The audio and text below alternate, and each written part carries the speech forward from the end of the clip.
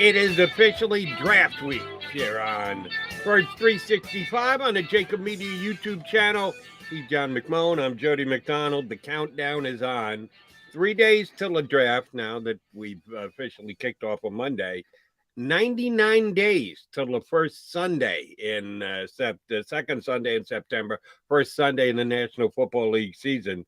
We're getting ready for some football, John McMullen, and some picks. I'm actually getting a little nervous for the upcoming draft.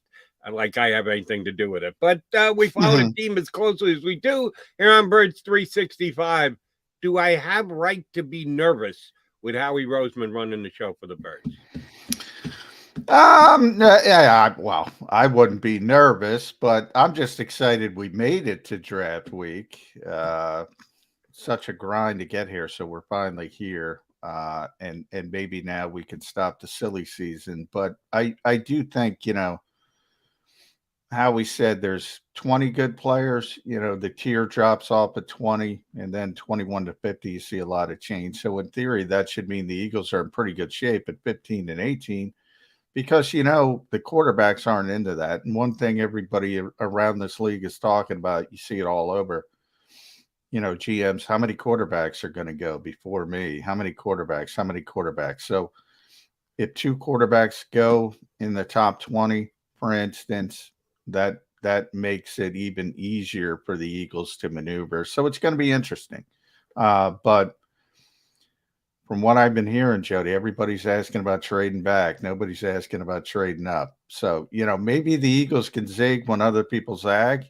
And if they have somebody they really, really want, maybe it's a little bit easier to trade up and get him. Apparently, you saw the same Adam Schefter tweet I saw within the past He's not hour. the only one. It's all over the place. I saw his tweet saying that the majority of teams sitting in the top 10, 12, 14, which would just about include the Philadelphia Eagles, are looking to trade back. That it isn't as top heavy a draft as maybe it was made out to be leading up to this draft week, that there are actually more teams in looking to trade back than trade up. It's nice when you have the same number on both sides of the equation. Then you see a ton of activity. If it is lopsided, one more so than the other, you're right. It would behoove the Philadelphia Eagles to be more aggressive, to look to trade up than trade back, because you might actually be getting value. Do you think they've got a player like that? Do you think there is someone in Howie Roseman's sights that he says, man, if we could get them for just an extra third round pick or a fourth and a fifth to move up 2 slots, 3 slots? We know what the price was last year, a third, to move up 2 slots from 12 to 10. This year, where you're looking to move from 15 up to, do you think Howie Roseman has that type of guy in his sights? Yeah, I think they have a couple players that they want, and if they begin to fall, maybe they would seriously think about moving up a little bit, not drastically. And I think it starts with Kayvon Thibodeau. I think it starts with Ahmed Gardner. I don't think there's any chance that Ahmed Gardner falls to a position. I think there's an outside chance Kayvon Thibodeau does for reasons that are unclear, to be honest. But from a talent perspective, he certainly belongs in the top 5. And then there's a couple, Derek Stingley maybe, but he's such a controversial pick from some people love him. Some people think he's going to bust. And, he's the classic boomer bust. He might be the best corner in the NFL 5 years from now. And, he might be out of the league 5 years from now. So that kind of depends on how the Eagles feel about the player. And then Jordan Davis, I think, would be the one that you would target to move up a couple spots. If you think so-and-so is going to take him at 14, you might want to go up and get him. Those are the 4 players I think would be in the conversation. Other guys, there's a lot of other guys, obviously, but most of them are unrealistic. When you start talking about, it starts with Jacksonville, the uncertainty. There's a surprise coming to Jacksonville, Jody. So what does that mean? Well, I don't know what it means, but it means they're not taking Aiden Hutchinson. That's what it tells me. So is it going to be Trayvon Walker? Is it going to be Ike Ekwonu, which would be the big surprise? And that obviously has a domino effect from that point. So it starts at the top with the Jacksonville Jaguars, who don't do a lot of things that other teams would do. So it's even more uncertainty and they would love to trade the heck out of there, but they can't. Nobody wants that number 1 overall pick because there's no quarterbacks worthy of that number 1 overall pick. Everybody's got their mock drafts. When do you put your final official mock draft up on SI? Wednesday I'm shooting for. Might be Thursday morning. And it's only mock draft, I might add, Shody. You haven't done one yet? No, I do Eagles only mock drafts. Oh, Eagles only. Okay. I only do 1 first round mock draft. And I'm not the only one. That's Wednesday. A pushback. That's a pushback because I can't stand the whole mock draft thing. Why? It's fun. Because because I take them too seriously. That's your problem. You just got to have some fun with it, John McMullen. Yeah, I try to make them make sense, and it takes a lot of work to do that with 32 teams. So I just, personal thing. I don't see much value in them, especially the early ones. Right. I mean, the guys who will put out a mock draft for next year on Monday of next week. Yeah, that's kind of ridiculous, but people eat that stuff up. So I try and keep it in its proper perspective. Well, and then, fans take them so serious too. So that's part of it as well. Not everybody, but they take them serious and they get really upset. How could you do this? How could you do that? And I'm like, oh, it doesn't really mean anything at this point because free agency hasn't started. I don't know who they're going to sign and all that kind of stuff. But yeah, if you like them, you like them. You can find plenty of them. You don't need mine. I do want to touch on someone's particular mock draft, and it will tie into something you and I have been discussing for more than a month here on Birds 365, and that's Peter King. I think you understand and know that I respect Peter King as much as I respect any football guy out there. He's only been doing it for decades. He only does one. He only does one, much like John McMullen, and his was posted today on the ProFootballTalk.com site. And again, Peter King is grasping at straws just like you would, like I would, like our guest Ian Cummings, who's going to join us coming up in less than 10 minutes now. Anybody who's out there, a mock draft is educated guessing. That's all that it is. I just think Peter's a little more educated than most when it comes to the National Football League. His mock draft had the Philadelphia Eagles at number 15, just missing out on Kayvon Thibodeau, who he had falling to 13. So if Howie Roseman is looking to move up and get someone, if he comes down to 13 and the price you have to pay is only the price to get from 15 to 13, and Howie can't pull that off, shame on Howie Roseman. But Thibodeau would be the third edge pass rusher taken at number 13, which means at 15, George Karlaftis would still be there, and Jermaine Johnson of Florida State would still be there. And he's got the Eagles passing on both. Now, you and I talked about this. Does he have him passing on Hamilton as well? Well, I'll get to Hamilton in a second, but you and I talked about this more than a month ago. When the Eagles re-signed Derek Barnett, I told you my biggest fear was that come draft day, there would be a legit edge pass rusher available where they were picking in the first round, and they would pass because they would figure that they've got the edge pass rusher filled. The return of Derek Barnett, the return of BG, Brandon Graham, still to this day. We won't know till they get on the field how they plan to use Hassan Reddick, but the Eagles still need an edge rusher. They need one for this upcoming season. They need one for future seasons, John McMullen. And according to Peter King, they will leave two very good ones on the board at number 15. And that was one of the reasons why I didn't want to see Derek Barnett come back here, for this very reason. that the Eagles don't address an edge pass rusher. And then, oh, by the way, he's got them trading back a couple of slots with their second pick and number 18 and still not taking a pass rusher, even though Karlaftis on Peter King's mock doesn't come off the board at all in round number 1. Yeah, I couple things. One, I don't think they think of Karlaftis that way. But here's an example. I mean, they love Jordan Davis. That's what I assume Peter's going with. So Correct. if he's on the board, they might take him. But I got to tell you where I don't agree. I don't think Jermaine Johnson's going to be on the board. I think if Jermaine Johnson's on the board, that changes the thinking for the Eagles. And, we'll see what happens. But so that's number one. I don't get the feeling they think Karlaftis belongs in the conversation. So that's just an estimation. In other words, what I'm trying to say is, now you can disagree with the evaluation. It has nothing to do with bringing Derek Barnett back or Brandon Graham coming back from injury. It has to do with they just don't think the player belongs in that spot. And then it would boil down to Jordan Davis or Jermaine Johnson, as Howie always says. Well, what's your favorite player? Who do you think is the best player of that two? You need both. And I don't think you could go wrong with either, to be honest. Push comes to shove, I would take Davis. I think he's going to be the better player.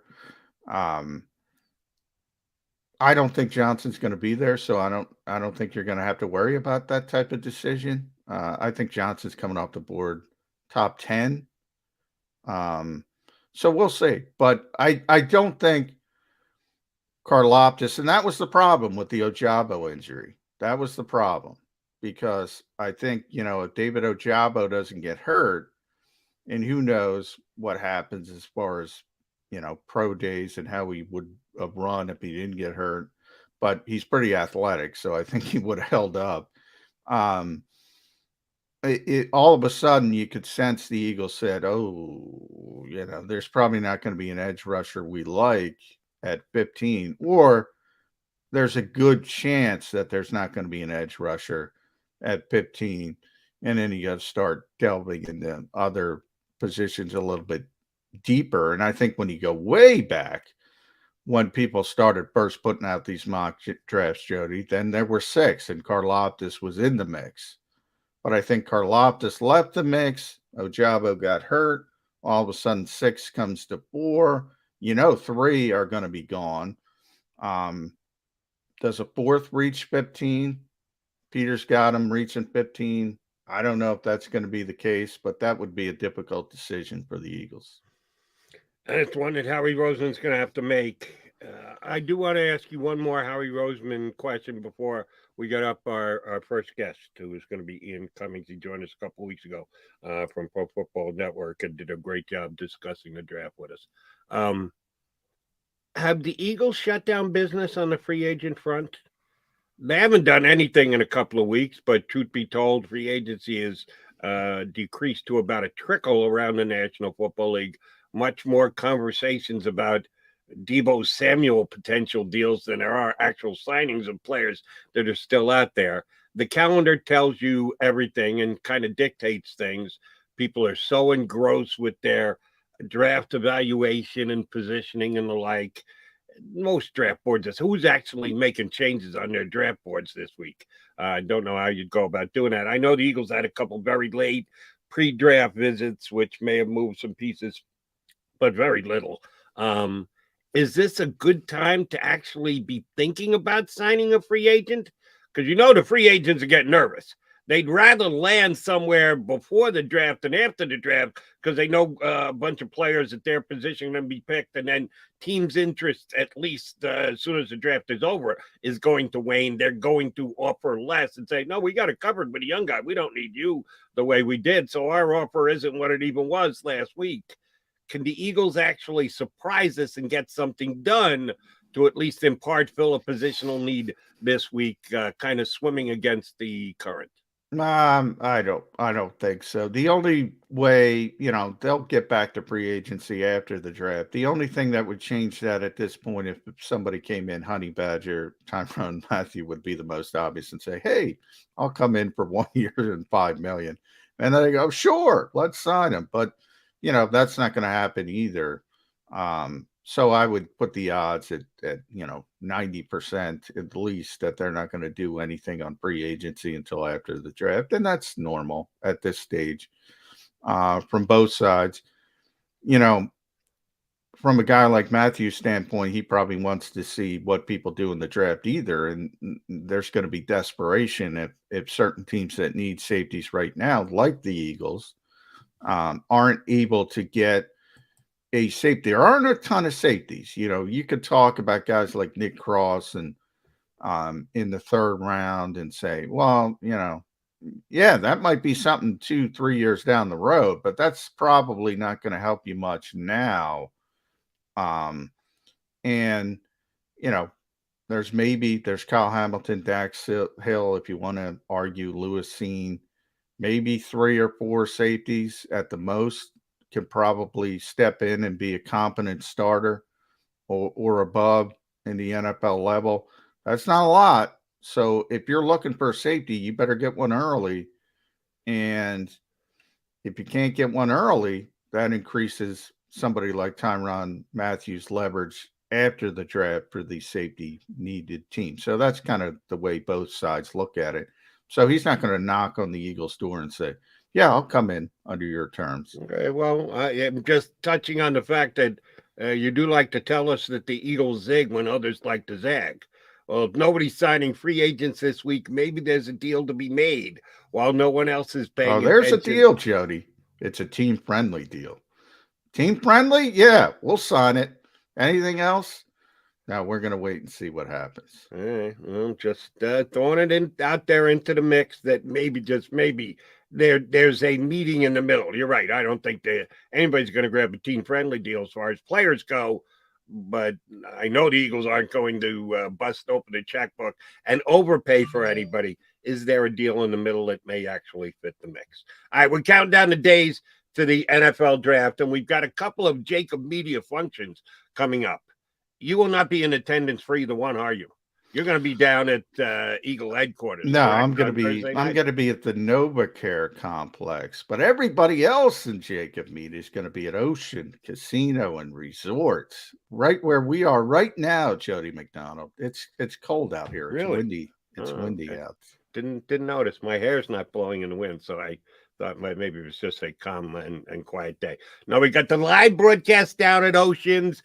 Email Krause if you want to go down, if you're from the area and you want to go down and kind of get into the celebratory mood down at Atlantic City at Oceans. And we've got another live broadcast that's just been added to the mix. Top Golf Swing Suite. That's coming up. No, I think it is at the Top Golf Swing Suite at Ocean. So that's where it's coming from. Okay, that's what it is. That's where it's coming from. Seth Joyner's going to be there, Mike Quick, D Gunn, Rob Ellis, Devin Caney. So a lot of people are going to be there, obviously, with Seth and Mike Quick. So if you're an Eagles fan, stop by at Ocean Casino and Resorts. Email Krause at JAKIB Media to get on the bus. There's going to be a bus going down, so you're going to be able to do it in luxury, Jody McDonald, and you can check out all the details at theoceanac.com. That is Thursday night for round number 1. When we come back, we'll get our first guest of the day up. Did a great job with us a couple of weeks ago. We're tapping into his insight for the draft again. Ian Cummings, Pro Football Network. Up next here on Birds 365.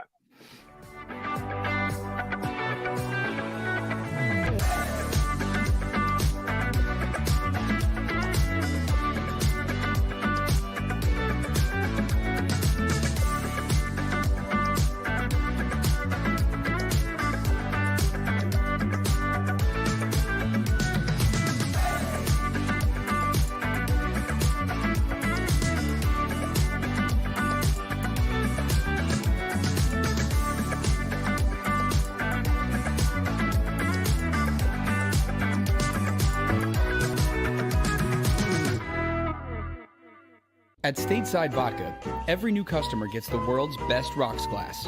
Free. What's that? A rocks glass? You're telling me that bottle is cut in half? You could say that.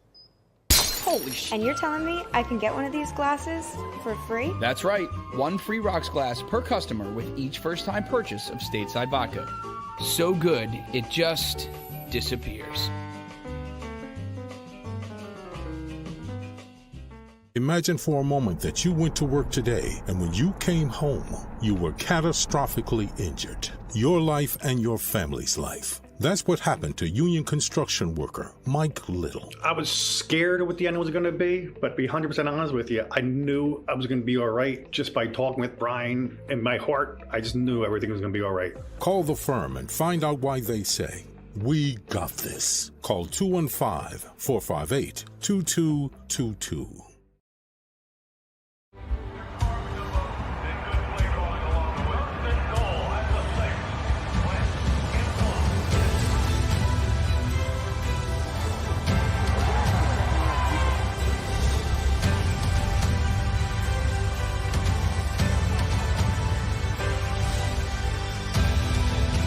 Field of life, First Trust Bank is there for you. Because Philadelphia dreams deserve a Philadelphia bank. Go for the midnight dares. Go for the memories. Go for the view that goes on forever.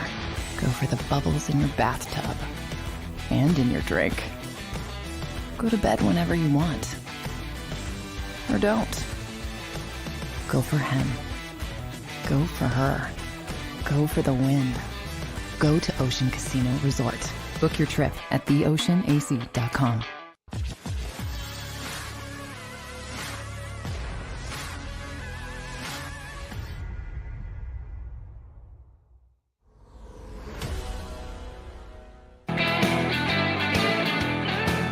John McMullen and Jody McDonald here with you on Birds 365. As John likes to call it, the green room. We had Ian Cummings in our green room ready to join the show, and then zotzed out. That's what happens when you're dealing with computer feeds. Sometimes they do just go by the way the dodo bird and disappear on you and become extinct. We're hoping that's not the case, that we get Ian back up here in a couple of minutes to talk about the upcoming draft. It's funny because you booked them to come on the show today. I had booked him to join me on CBS Sports Radio last night. So I just talked to him within the last 14 hours, 16 hours, whatever it was. But I knew he was joining us here today as well. And it looks like there he is. Back up again. He is back in the green room. So we're abusing the privilege with Ian Cummings. I appreciate you joining the program. Ian, did not know Jody had you on CBS last night, but we thank you for doing double duty. And obviously this is a big week for you, one of the lead draft analysts at ProFootballNetwork.com. So how excited are you, Ian? Yeah, it's draft week. It's finally here. It's a very exciting time. I apologize for that. Right when I got brought on, the audio cut out. I was like, what's going on here? So I had to restart real quick and jump right back in. But yeah, it's the busy time. It's the best time of year. And the reason that, you watch so much tape in the lead up is because you're prepared to talk about it this much in this week. It's the busiest week. So it's been put in the work, but now it's the home stretch and we're just kind of getting there. So it's the best time of year for sure. As I just referenced, Ian was good enough to hop on my national radio show last night. Anything change in the 14 hours since we last spoke there, big guy? Actually, you know what? We're talking sweeping changes. No, I'm just kidding. Nothing changed. We're at the point where most of it is settled, right? It's just a matter of, we've watched all the tape. We know what we're talking about now. It's just a matter of what's going to happen. What are these teams going to do, right? So that's really the only thing that we're holding out for. Right now, at the moment, it's just kind of that big anticipation factor for the next week or so. I'm excited for the draft, but also excited for, after the draft when we kind of know what's happened, we can kind of cool down a little bit. Yeah, last week when I got to talk to Howie Roseman, Ian, he kind of mentioned that same thing. I think we all use that term uncertainty, and Howie described it as, well, it's not uncertain about the players. He sort of put the tiers 1 to 20 and then 21 to 50 from his perspective. The uncertainty comes with where the teams are going to go. So all the teams are asking, number one, how many quarterbacks are going to go in that top 20? So how many players are going to fall? but it also seems like there's a lot of teams that want to trade down. So I guess we'll start with Jacksonville. They would obviously love to trade down. Nobody wants to go up to number one because there's not a quarterback.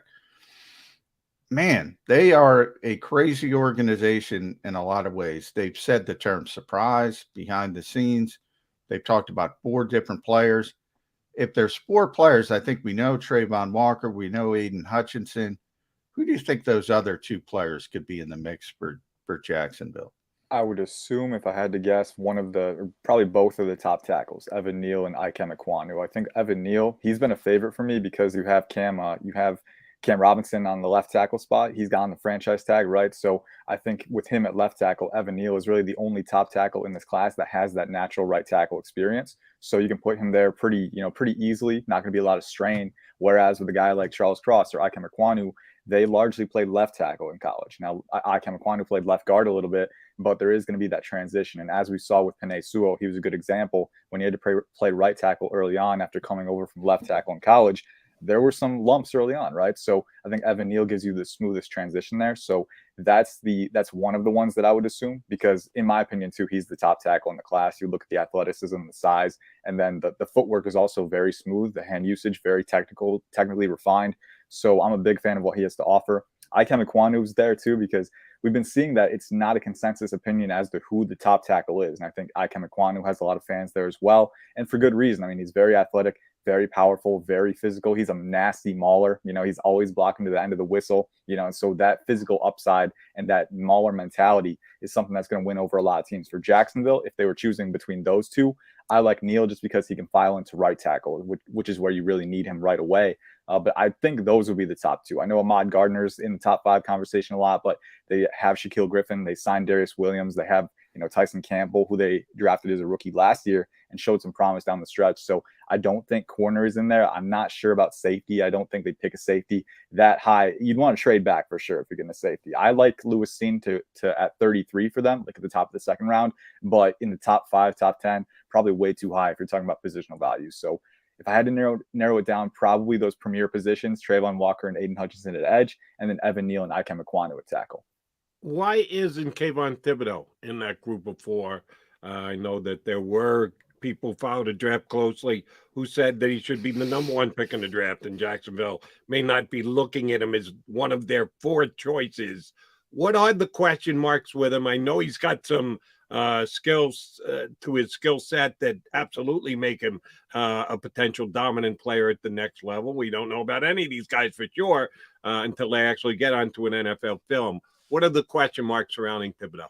Yeah, so first off, the ones we got to talk about, the off-field stuff, which it's been very vague. There hasn't been any specifics there, which is why, you don't want to run with it. It seems like, you listen to him talk and he's got, a personality for sure, but, he's focused on his brand off the field, right? And that can rub some coaches the wrong way, as we've seen. I don't think it's an issue. You talk about long-term, what he's done at Oregon, progress each year, kind of build on his game. There's really no red flags from a developmental standpoint for me. That said, early in the offseason, and myself included, when I first watched him, it's very easy to get taken by the traits. I mean, he has an elite first step, very quick off the line. I think he has the most explosive first step in this class, very good length, very good power capacity, so that upside in itself is very tantalizing. But as a player, as a well-rounded player, still has a little bit to go. He has shown that he can use his hands and feign rushes and kind of set up tackles, but he needs to be more consistent there. From what I saw, he's got that ghost move. He's shown he can rip around the edge, but a lot of times he kind of just defers to those extensions. Sometimes he gets locked up at the apex. The hips aren't as flexible as you'd like to see,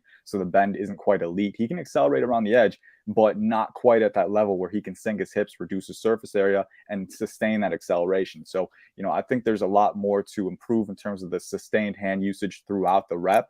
And then also just, technical stuff as well. A lot of times if he doesn't win on his first move, sometimes he'll get locked up and he won't be able to stack counters. So there is a lot of room for improvement. And at the same time, while he's explosive, while he's powerful, he doesn't have that elite bend that would suggest to me that he can win without, that hand usage refinement. So I think there's a little bit of room to go. I still have him rated higher than both Walker and Hutchinson. Now that's for different reasons.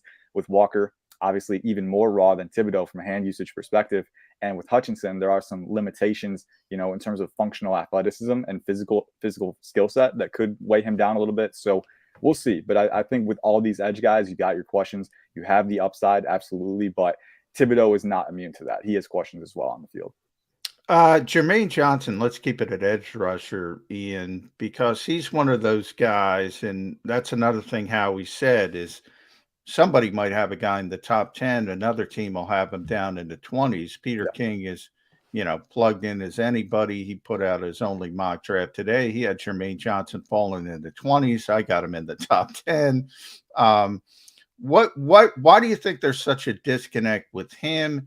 And then George Karlaftis seems to be falling back a little bit in the league's mind. Do you think that's fair? I think, it's really interesting, man. This is the first class, and, to be fair, I haven't scouted a lot of classes, but this is the first class that I can remember where the opinions are so far across the board for anyone you talk to, right? I think with Jermaine Johnson, the thing that stands out to me is that, you look at the statistics, the, advanced statistics, the pass rushing productivity is a lot lower for him. For guys like Arnold Ebiketie and Aiden Hutchinson, it's over 30%. For Johnson, it's in the teens, right? So that's not a number that you'd be super comfortable with. Now, that said, you do have to factor in the role, the responsibility that he had in that Florida State defense. He was playing contain a lot, so he had to read the run before he just pinned his ears back and rushed the passer. At the Senior Bowl, we saw, in those one-on-ones, he didn't have to read the run. He could just go. He didn't have to hesitate, and he was dominant that part of the week. So I think that, with Johnson, there is a little bit of a projection element in the sense that you are going to have to project, all right, what's he going to be able to do if he's not reading contain every single play, right? So I think that, when you look at that, you look at the physical traits as well. To me, there's really no hangups. I think he's, 6'5", 254, 34-inch arms, ran in the 4.5s. He's a very good athlete, and he's got enough burst off the line. He's got that lateral agility. He's got the fast feet, very amped up with his movements, which I love. He has the hand usage to win around the apex. I think he might have the most advanced hand usage arsenal in this class, and then on top of that, he's got enough ankle flexion to bend around the corner. He's got pretty flexible hips. So to me, I'm with you. He's a top 10 guy for me, and he's a very good run defender as well. That's something that teams are going to like, especially on those early downs. But then you look at the stats, right? The pass rush productivity doesn't quite line up with the traits. And so maybe that's where people are kind of being hesitant there. With George Karlaftis, I do think there's a little bit more uncertainty with him. Johnson, to me, is a very well-rounded player. I wouldn't hesitate taking him top 5. I would consider him at number 1 over Hutchinson and Walker as well. Wow. But with Karlaftis, I think, he had a 38-inch vertical, right? So athletic numbers, we've talked about it before. It's not something that you base your entire, evaluation of their athletic profile on, but you can refer back to the tape with it. And he has that 38-inch vert. But I go back to the tape, and I don't quite see that burst off the line from him. I think he can play to capacity at a higher amount. I do think he has power for sure. He's got a little bit of ankle flexion for sure, but I think the consistency still needs to be there. Right now, the only thing that he wins consistently with is power. And, in the NFL, especially with his shorter arms, he's got under 33-inch arms. When there's longer tackles, they can get your hands on you quicker. If they get your hands on you, you can't always get around that, not super flexible in the hips, not super explosive off the line. Those are limitations that might hold him back. Whereas with Jermaine Johnson, he has such a complete skill set that I'd be willing to bank on it. So I think there's reasons for both guys, but Johnson to me has more avenues to succeed. All right, Ian, one of the positions Eagles are definitely considering is wide receiver. They kind of struck out, all apologies to Zach Pascal, on getting a veteran wide receiver during this offseason. So they may go back into the wide receiver market for the 3rd consecutive year in the first round. I don't think too many people would argue that Jameson Williams, Drake London, Garrett Wilson, and Chris Olave are the top 4. If you want to tell me, no, they're not my top 4, please do so. But if you agree they're the top 4, what order do you think they're coming off the board? Who will be still sitting there, if any of those 4, at pick number 15? Yeah, that's an interesting one. I would have to, to me, Garrett Wilson seems like he's going off the board first. That's kind of where the buzz has been pointing right now. We know there was a report, I think, from Tony Pauline at PFN about how the Jets were kind of skeptical that he was going to make it to 10. So there's a chance someone goes top 10. Maybe Garrett Wilson is that guy. Now, I'm not sure I would take any of these guys as highly as they took Jamar Chase and Jalen Waddle last year. But I do really love Garrett Wilson. He's my wide receiver 1. I think, you talk about the 3-level threat. Can you separate? Can you win at the catch point? And can you get run after catch yards? He has all that in the toolbox for him. So I think with him, very complete skill set could weigh him up. I think Chris Olave is actually, like you said, being considered in that same conversation around that top 15 range. I know Washington really likes him, so maybe he's the pick there. But the Ohio State guys, I think there's a realistic scenario where they're both gone at 15, so I think that's an option as well. Drake London, for sure. With Drake London, it really depends on how they view the injury, right? Because he wasn't healthy for a lot of the offseason. He did run routes at his pro day. He did show off that he was getting better, but didn't quite test. So, there's a little bit of uncertainty there, but he has the size and the athleticism, definitely shows up on tape enough for me to not, really be worried about it. And then Jameson Williams as well. Even with the speed, we've had reports that he's well along the way on his recovery. He's actually ahead of schedule. So looking at that, if you can get that speed in your wide receiver room, there's a chance he could go high. I think of those four, though, to me, only 3 max go before 15. So I look at that, I think someone's got to fall out of that group. Who is it? We don't know. But there's so many different needs. There's a lot of talent up top at tackle and edge and corner. And I think that could push down the receivers, at least one receiver. Someone's going to fall. If I had to pick on who that would be, I would maybe assume Drake London, just because I know Olave has a lot of fans. Wilson might be the first off the board. And Jameson Williams, with that game-breaking speed, he only falls so far before someone trades up for him. So Drake London, I think, would have the highest chance to go there. But, it's really going to depend, as John said earlier, too. Team preferences are all across the board. That's not, mutually exclusive to edge, wide receiver, probably. It's all across the board there too. Maybe a team like Treylon Burks as well. A lot of different factors and variables in this conversation, but that's my gut feeling at this time. Wide receiver, you mentioned last year with Jamar Chase, who had a historic rookie season, and Jalen Waddle was very good. Devontae Smith was very good here. Comp those two classes, the top of that class versus the top of this class. Are these guys close to what Chase and Waddle and Smith brought to last year's draft, or are maybe people getting pushed a little up the board because teams see what Devontae Adams is getting paid and Tyreek Hill is getting paid and say, well, let me go the cost effective, have a rookie under contract for 5 years with the option year. Do you think that is pushing these receivers, the top receivers at least, a little bit higher up the board? Certainly. I think that's a big variable in this, is that, teams are looking at how much it costs to re-sign those guys, like you said, and then they're looking at the draft. If I can get a guy that I really like on that rookie contract, get that 5th-year option, more long-term security, maybe that's the way to go. So I see that as a definite factor that's impacting it. In regards to the classes and how they compare, I do think last year's had higher level talent. And, in my grading, I've seen that Jamar Chase and Jalen Waddle, they were a little bit higher, than the top guys in this class. I would have taken them top 10. Garrett Wilson, as much as I like him, not super refined as a route runner yet. He's a very good route runner for sure. But I think it's more upside with his route running. He's got some wasted movement. He's experimenting a lot. So if you can hone that, if you can channel it, a ton of upside for sure. But some of it might not be immediately translatable at the NFL level. With Chris Olave, it's kind of a different story, very efficient, very detailed, very methodical with how he uses his acceleration, but not that twitchy guy who can generate displacement at the drop of a hat for me.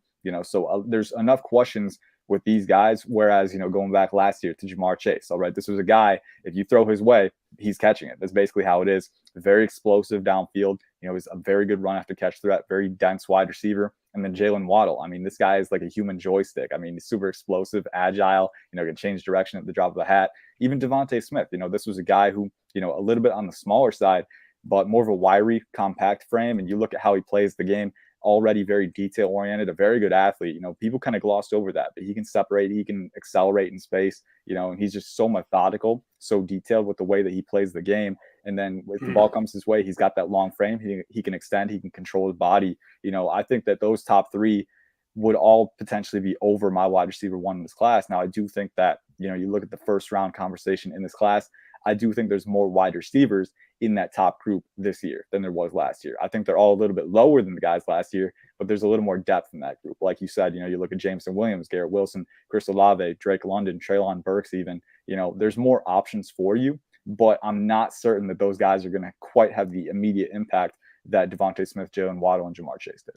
All right, let me go position specific again, and we will put to the side the fact that the Eagles have not taken a linebacker in the first round since 1979. The 2 top linebackers, Devin Lloyd, Nakobe Dean. Give me your ratings and rankings.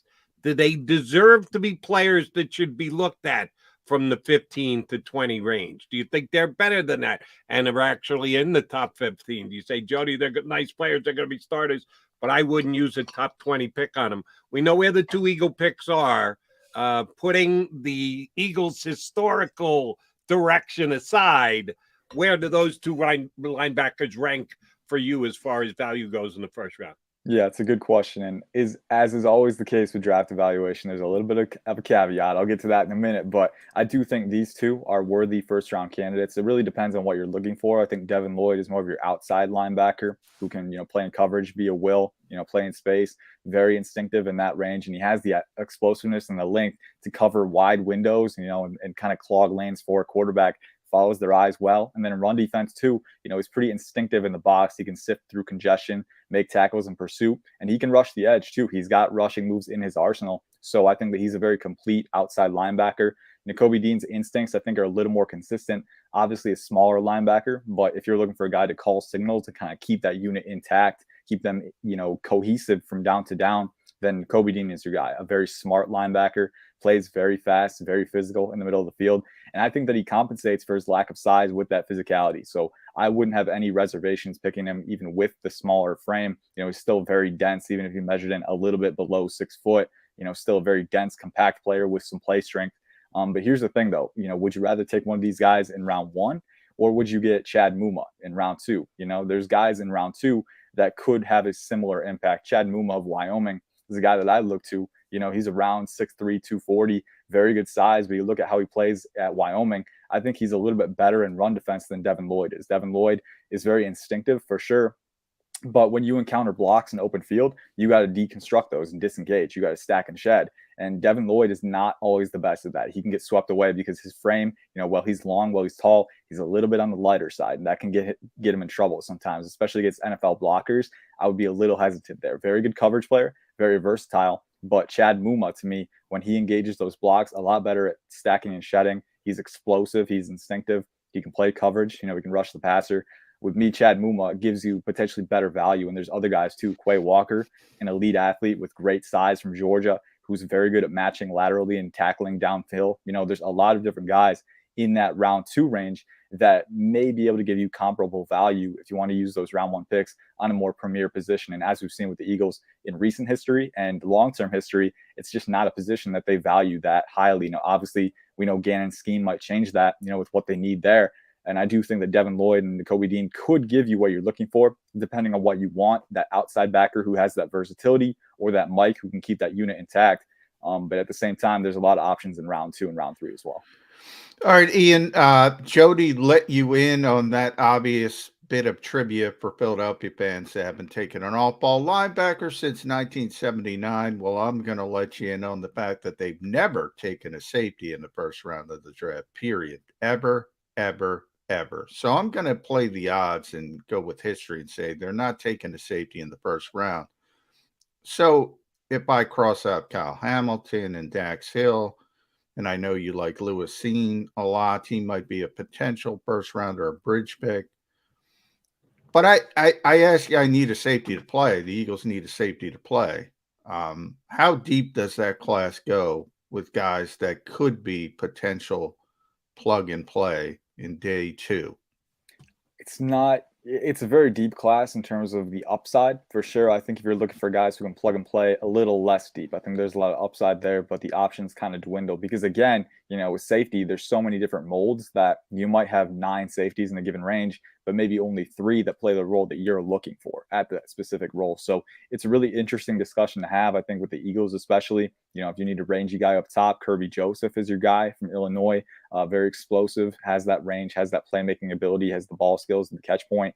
Coming down to the run, not quite as consistent. So if you need a strong safety who can play in the box and kind of enforce and tackle downhill, I'd say Brian Cook from Cincinnati is a guy that you'd really like. Not quite that elite athlete that I'd want roaming the back end, but in the box, very instinctive, very good tackler. And when the ball does come his way, he can make plays on it. So those are a couple options for sure. Jaquan Brisker, Jalen Petrie, some other ones. I think Brisker, he played in the box a lot at Penn State, but he does have the range to play back end. So if you're looking for a versatile guy, he's your guy. Jalen Petrie played in the slot most often at Baylor. but I do think he projects pretty well in coverage. So, get him in that strong safety role. He can be that enforcer coming downhill, very physical, plays very fast. There's a lot of different molds.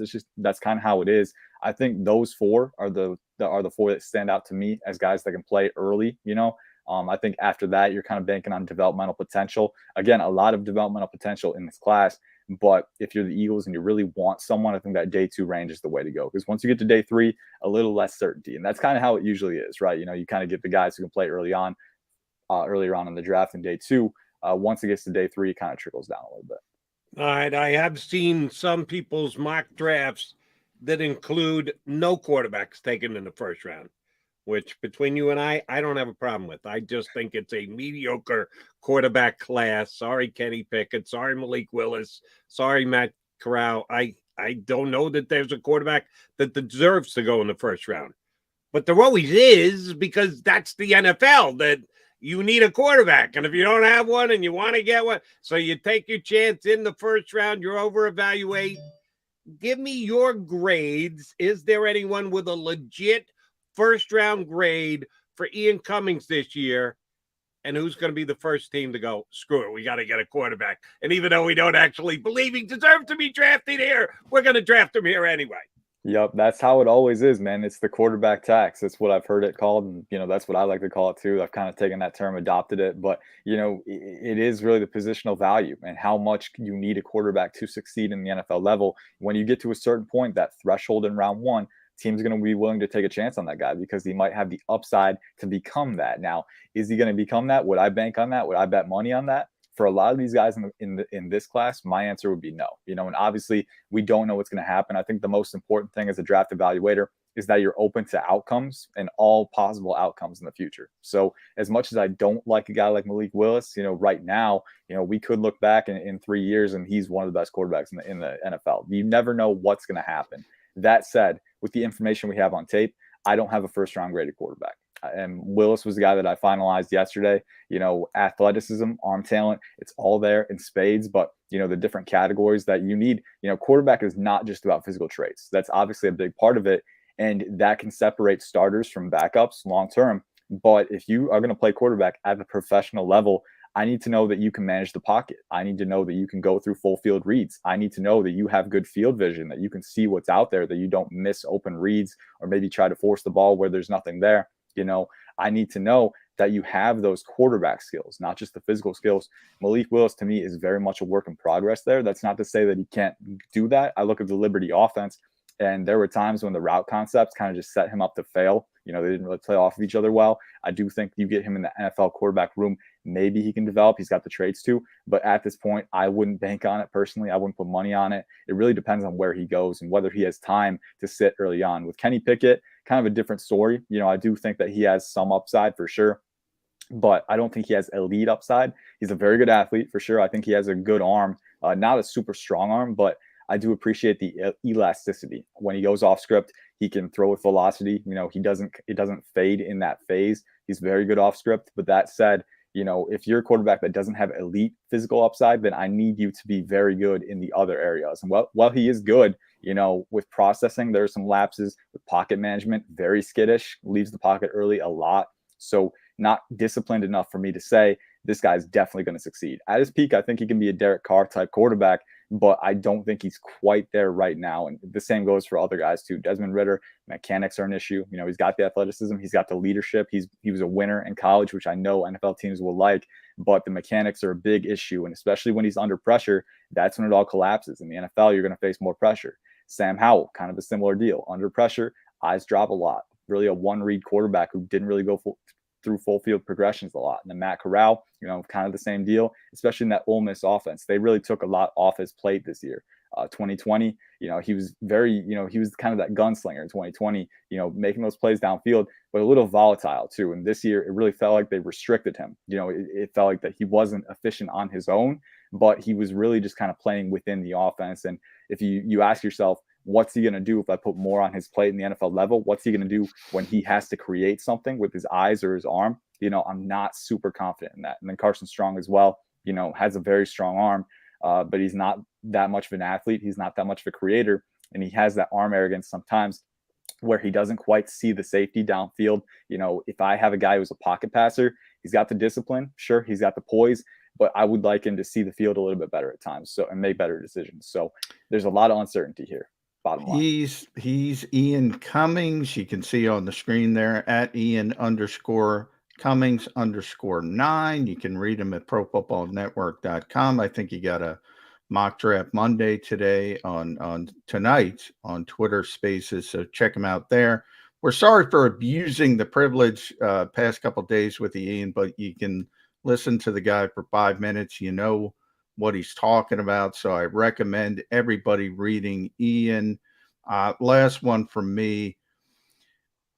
I want to talk about the guys who it's their job to make life miserable for those quarterbacks you just talked about. Those are the cornerbacks, and specifically Derek Stingley Jr.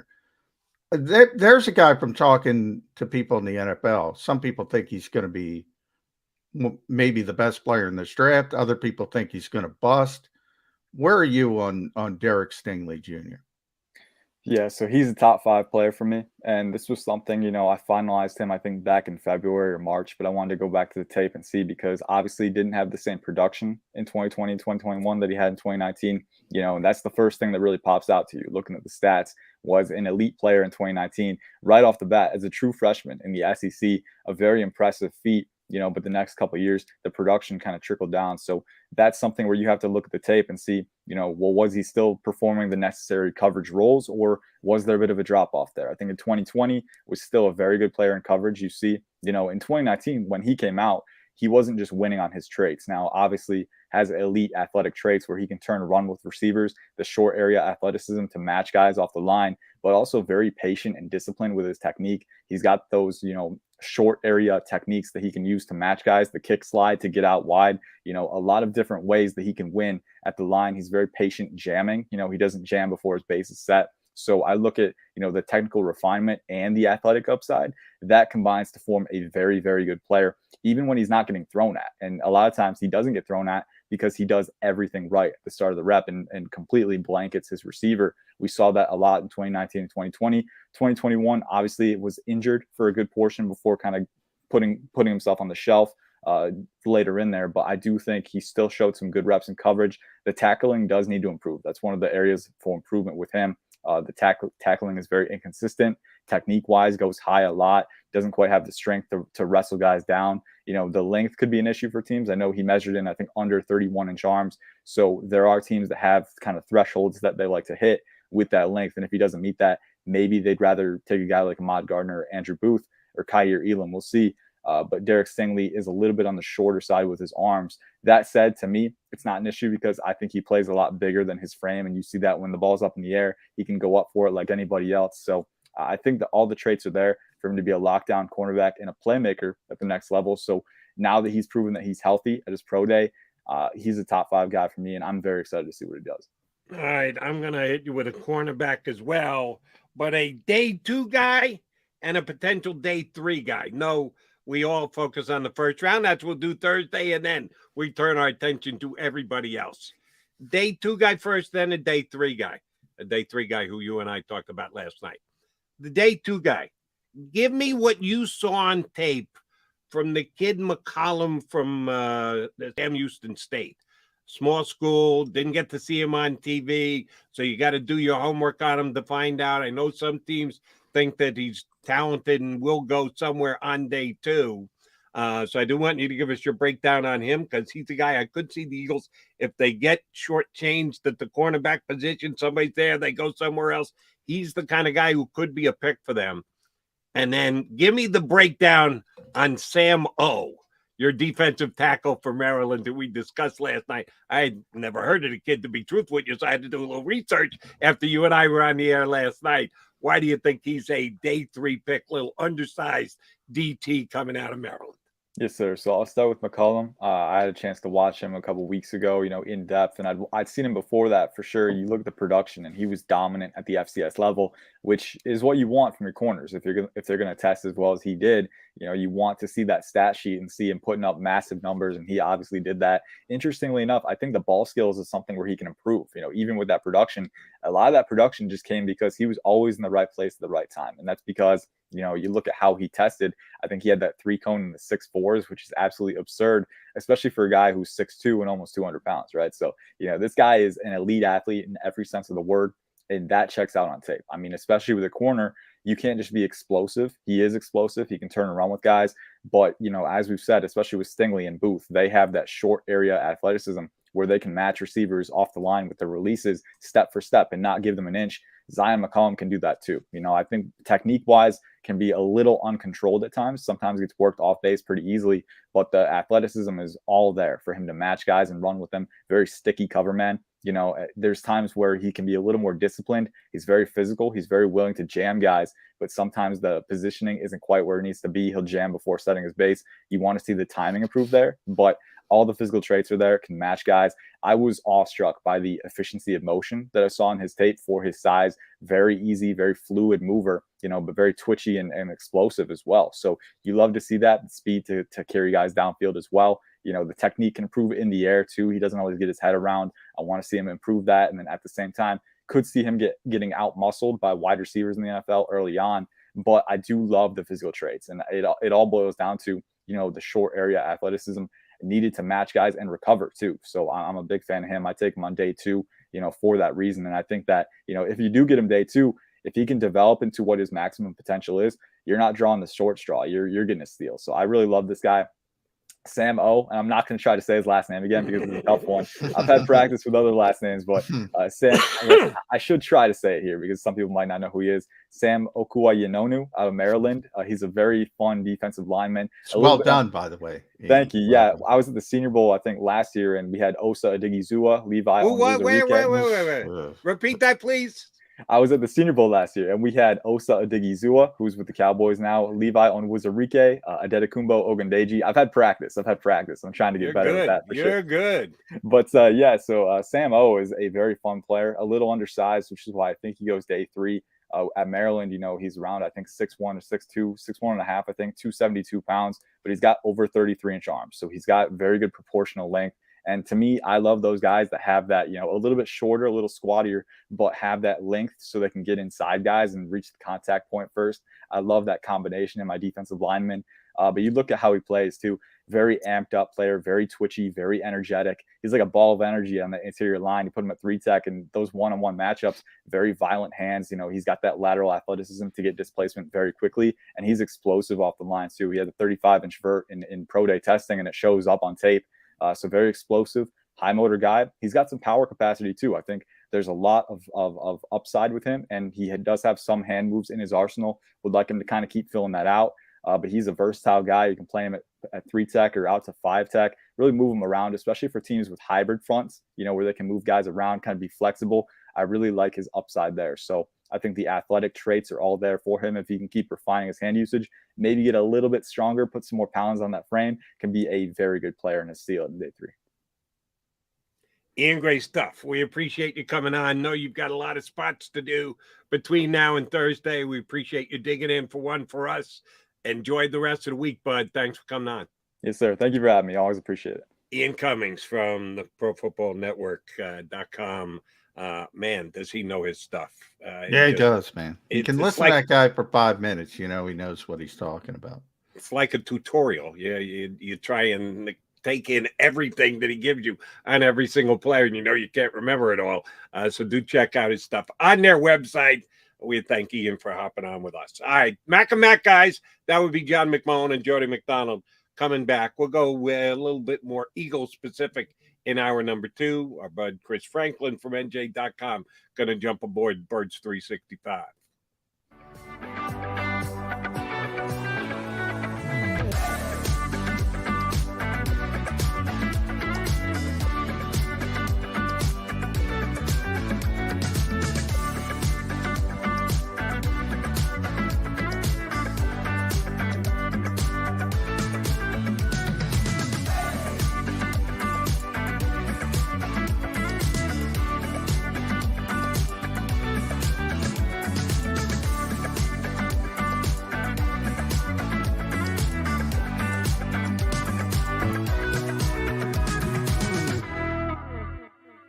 At Stateside Vodka, every new customer gets the world's best rocks glass.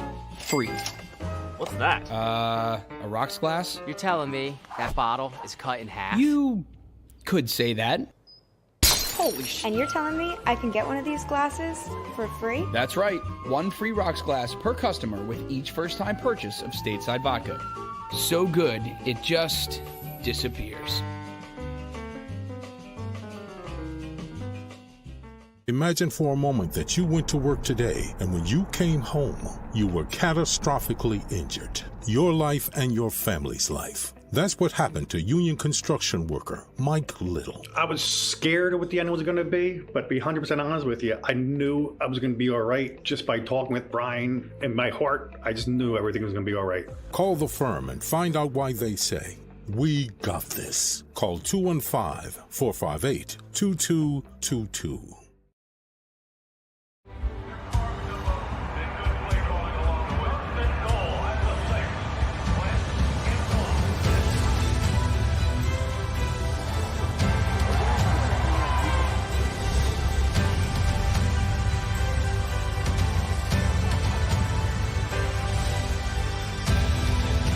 Field of life, First Trust Bank is there for you. Because Philadelphia dreams deserve a Philadelphia bank. Go for the midnight dares. Go for the memories. Go for the view that goes on forever. Go for the bubbles in your bathtub and in your drink. Go to bed whenever you want. Or don't. Go for him. Go for her. Go for the win. Go to Ocean Casino Resort. Book your trip at theoceanac.com.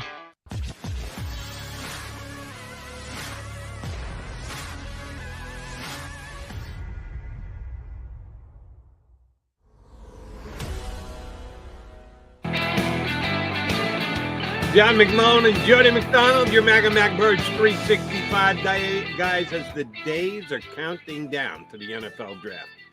We get round number 1 on Thursday, 2 and 3 on Friday, and then finish it out on Saturday. And one of the fun things that I enjoy about the draft is the mad scramble thereafter for undrafted free agents. People think, you can celebrate, shut it down, kick back, have a cocktail. No. They work as hard, if not harder, when the draft ends. Shoot, between you and I, it probably starts they start before the draft. Yeah. Around 6, you start putting feelers out and go, listen, if they don't call your name, we are very interested. We'd like to get a chance to get you and the agent on the phone as soon as possible. Oh, yeah. The after the draft work is as significant and hard driven as the actual in draft work, because the picks are the picks. And the players, oh, by the way, if you're going to be picked in the 7th round, and this kid Samo that I just asked Ian about is a guy who I think is a borderline day 3, round 7, undrafted free agent kind of guy.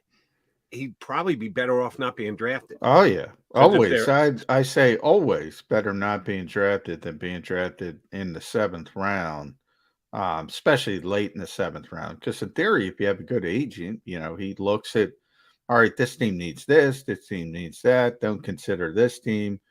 The numbers don't work out for you. And you can find the best spot to hopefully latch on. And, more likely for an undrafted free agent, you're talking about a practice squad berth at first, and then who knows what happens from there. But I got to tell you, Jody, and the Eagles are in this category as well. There's a lot of teams that like to keep 1 or 2 undrafted free agents. I think there's some ego involved. Look at me. I found so-and-so from undrafted. So, there's a lot of undrafted players in this league and that develop over the years. And it's a big part of it. And the Eagles usually have one of the bigger budgets for undrafted free agents. Yeah. So don't shut your mind off as soon as the 7th round ends. But you're right. From a player's perspective, in a lot of ways, except for, look, it's nice to be able to tell your grandchildren, I was drafted by an NFL team, but from a logical, standpoint of trying to make it, it's probably better to be at least have an opportunity to pick a team or pick a certain situation. Right. Here's the reason why I won't go 100%. You and I are very close to being on the same page here. 80, 85, 90% of the time, better to be undrafted. So your agent can play the game, pit one team against the other, maybe get you a couple extra guaranteed dollars, even though you were an undrafted player. A lot of times, players who are undrafted get more of a guarantee on their deal than a 7th-round draft pick will. But here's where I think ego does play in a little bit, not the player's ego, the general manager's ego. You talk about the guys wanting to, hey, look, I got an undrafted guy. If you got to cut a 7th-rounder after the camp, I'm sorry, it's much easier to cut an undrafted player than it is a 7th. As soon as you attach that word drafted to a player, when you do move on from him, it's a little bit of a cut. So that's why I'll tell you, being picked in the 7th round, you might just get a slightly longer look. Here's what it comes down to. And again, your opinion, my opinion, the player's opinion, the player's agent opinion. What do they already have on the roster at your position? Sometimes a team is actually drafting a need in the 7th round. They know they specifically have to add bodies, they've got a slot open. You just got to come in and do your job. You're going to make the team. Sometimes a 7th-round pick is a guy that they're already slated for the practice squad, that they've got 4 deep at the position, but they just think the guy is too, they can't believe he's sitting in the 7th round. They had him on their board as a 4th-round talent. And they don't want to pass on him, even though they don't really have a positional need. Well, now you're up against a numbers game, and you're going to be swimming upstream all camp long just to make the practice squad for that team. So it's an individual situation for every player, every single team and the like. You ask me which one I'd rather be. I'd rather be an undrafted guy than a 7th-rounder. But there is a particular scenario where being a 7th-round pick is better if the team actually has a need at that position.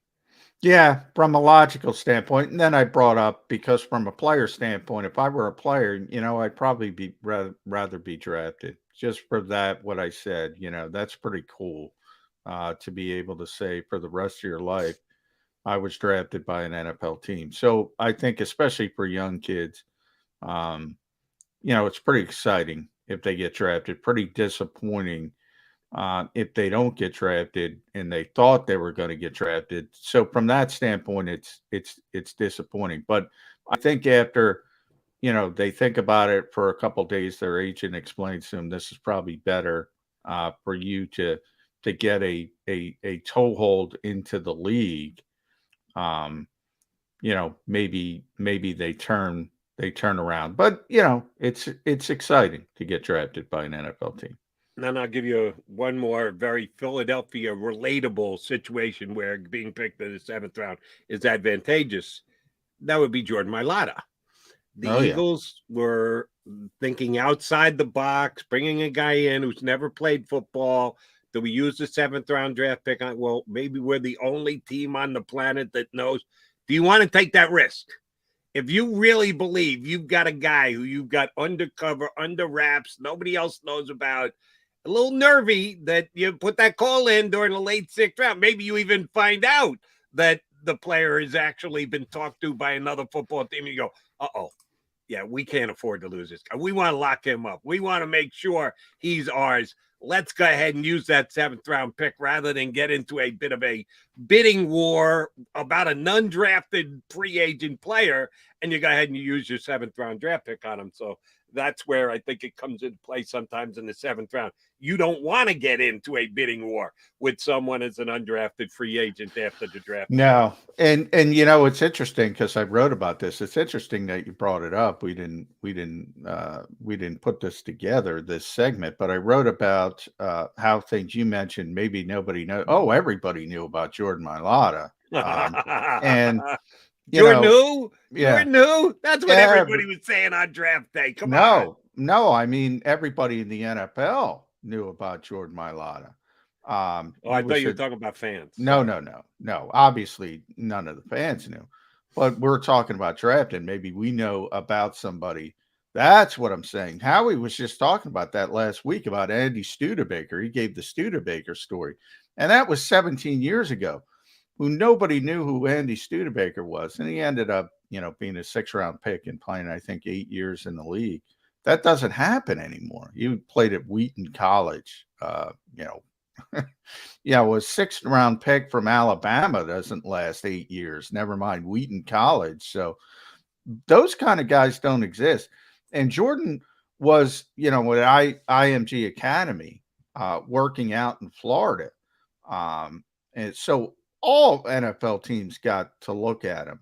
And, obviously Jeff Stoutland was a big part of it. He tells the story where he's going on vacation and how he called him up and said, you got to look at this kid. And he had to go down to Florida, and he's happy he did.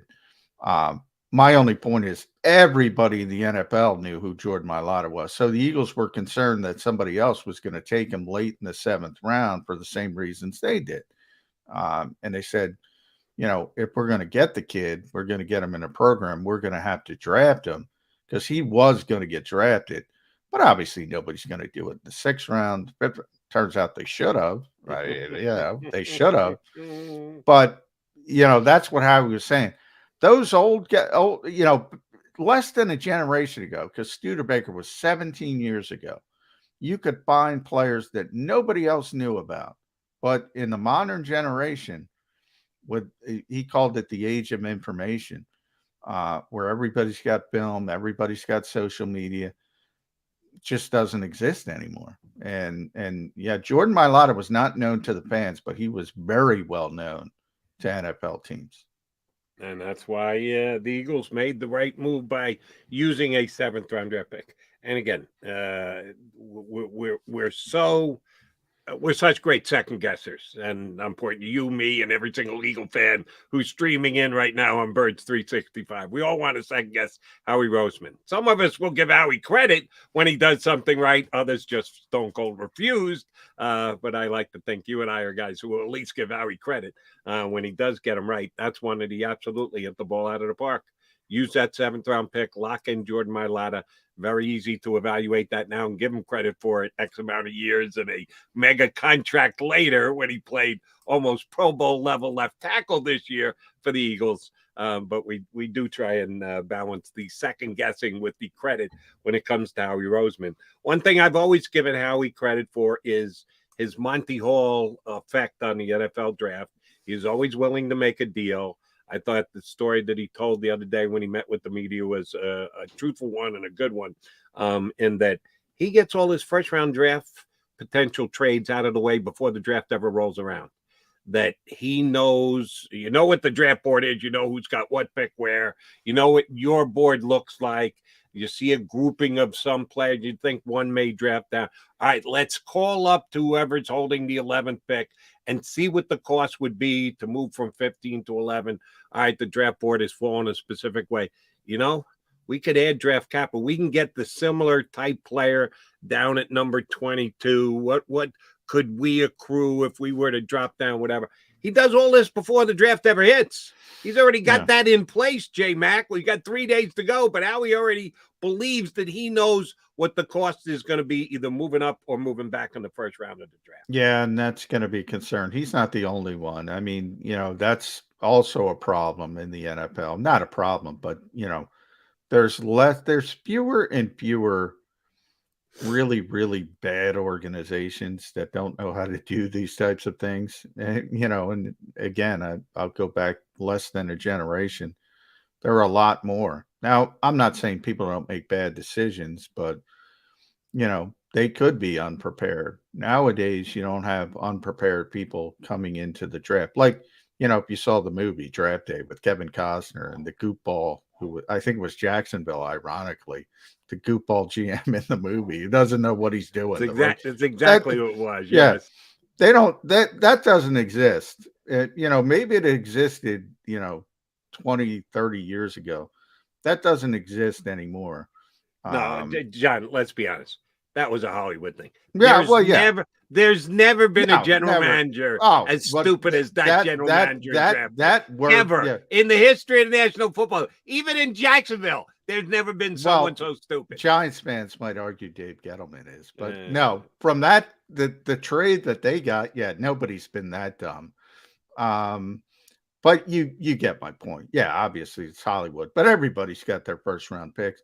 The problem this year is, they want to go up and down, and Adam Schefter said it, a bunch of other people have said it. Everybody's looking to trade down. Nobody's looking to trade up. And that's where maybe you can get the advantage, like I said, by zigging while everybody else is zagging. Maybe say, everybody's coming down. Let's go get up and get this one player we want. So maybe you do go about it that way. But as far as other GMs, yeah, I mean, the first day of the draft, it's easy. How we explained it. You have everything.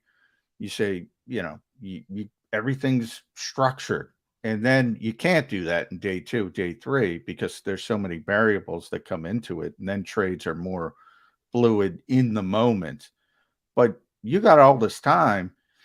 You say, okay, who might want to, you're calling all these GMs, they might have already talked to you about trading down. They're open for it. They're open for business, so to speak. And you say, all right, if this player's here at this point, you already have it worked out with Joe Douglas, for instance. Let's use him as an example. This is what it's going to take to get up to 10. Howie already knows that. So if there's a player there that they want to go get, he already knows what it's going to take to get there. And that's just makes your life easier on draft day. Now, here's the fun part that we don't get a chance to see because we're not flies on the wall in the Eagle draft room. You make a call, draft day, the clock is running, and you say, we already discussed. And the other general manager says, yeah, no, we didn't think the board was going to fall this way. So what we thought we were going to be able to do with you, we're not really up to doing. We'll do it if you change it and add it and upgrade, which when they do that, they're just stone cold lying to you. They're just trying to take advantage because you called them rather than they called you. I would just, one of these days, it's kind of one of my bucket list things, is to just sit in on a draft day to see how the machinations of the trades and the phone calls and who makes them and who's actually got juice and who's just piping in at the last second, and to reassure myself that there isn't as stupid a general manager as there was in Jacksonville in that What's movie. that guy's name? I forget his name. I got to look it up. Yeah. It's got to be on somewhere this week, doesn't it, John? It's got to air somewhere because I actually enjoyed the movie. I thought it was well done. I'm a Costner guy. I'm a Jennifer Garner guy. I know how silly it was, but I loved it. Yeah, it was silly. I got a good Kevin Costner, Jennifer Garner story. Really? From the Super Bowl when it was in New York. Well, really North Jersey, but they were promoting draft day. And I'll tell you the story. We got to get to Chris Franklin. But on my bucket list, before we do that, we got to say, it's the draft day live program for JAKIB Media. It's also going to be on 6abc.com, Jody. So if you're not there, you can watch it on 6abc.com. You can watch it on the JAKIB Media YouTube channel. Seth Joyner, Mike Quick, Derek Gunn, Rob Ellis, Devin Caney, big stars. We couldn't get Chris Franklin because he's got to go there with me at NovaCare Complex. He's in the green room laughing. You can go in a luxury bus. Just email Krause at jakibmedia.com. Say Jody Mack wants you on the bus. McMullen wants you on the bus. JAKIB Media YouTube channel, live draft special, 6abc.com as well. Krause up on the screen there. Krause at jakibmedia.com. Jody Mack wants you on the bus. One thing you don't want to say is Barrett Brooks wants you on the bus because then we're going to think you're just coming along for the food. So no, you don't write that in an email. But McMullen, McDonald, yes, get that. Yes, and all the details, as you see, also theoceanac.com. Go to theoceanac.com, get the details, and then get on the bus, Gus or Russ or whoever else you might want to be. Head down, have a good time with the JAKIB Media guys down in Atlantic City at Oceans. He's John McMullen. I'm Jody McDonald. We see him in the green room. Chris Frank on NJ.com joins us next.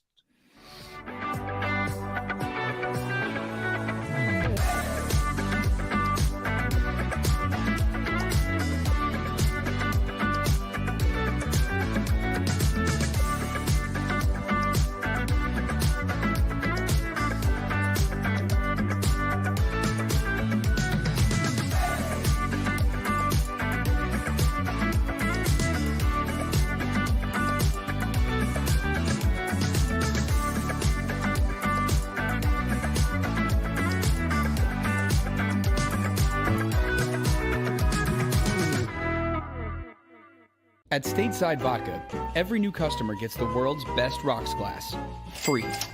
What's that? A rocks glass? You're telling me that bottle is cut in half? You could say that.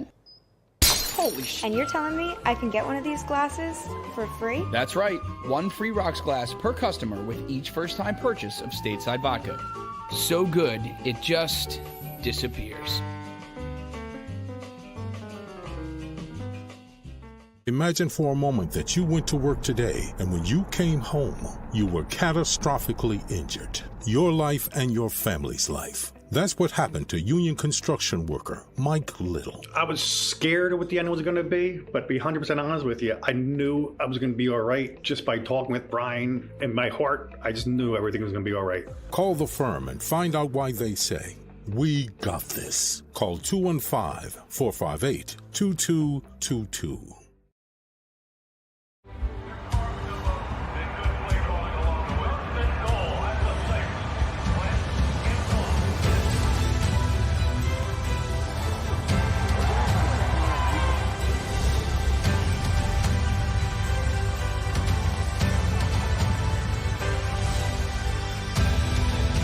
Field of life, First Trust Bank is there for you. Because Philadelphia dreams deserve a Philadelphia bank. Go for the midnight dares. Go for the memories. Go for the view that goes on forever. Go for the bubbles in your bathtub and in your drink. Go to bed whenever you want. Or don't. Go for him. Go for her. Go for the win. Go to Ocean Casino Resort. Book your trip at theoceanac.com.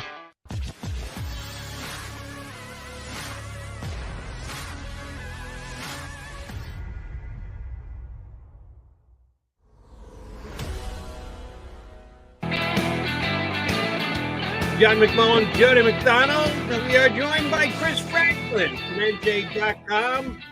Now, I think he's broadcasting from a new outlet. We've seen you in different places, Mr. Franklin. He's in the newsroom, I think. Yep. What's that backdrop you got going today? That's actually the T from the Gloucester County Times. That's that they used the old building that we used to be at. So I'm in the newsroom again. It's like my. I thought I was going to have to go like this. I thought it was some if I just rise artifact. Oh, it's a fun time. It's my second home. I mean, got the TVs going. I break down draft film here, see everything going. Eagles. Might as well go ahead and get a bed right over there at times. It feels like, but yeah, it's cool. Yeah, the newsroom days. It's I miss them, Chris. I'm in my home studio, but we'll see. It is draft week. But before I get to draft week, we haven't brought this up yet in this program, but it is also the start of the Eagles offseason program. And one of the big moves, if you want to call it big, is the move from J.J. Arcega-Whiteside from wide receiver to tight end, as our buddy Jeff McClain reported last week. What do you think about that move? You think it's just a last-ditch effort? You think it's a legitimate chance to find a roster spot? Do you think the Eagles are just writing him off, or is this a legitimate opportunity to make this football team? It felt like that move happened last year when we saw him just basically blocking on those screen passes and just basically blocking on run plays. But I think for him, I think it's the best shot because I think that's the best chance that he has of sticking on this roster right now. When you just look at overall, it looks like they're going to take a wide receiver in this draft, so you lose a spot there.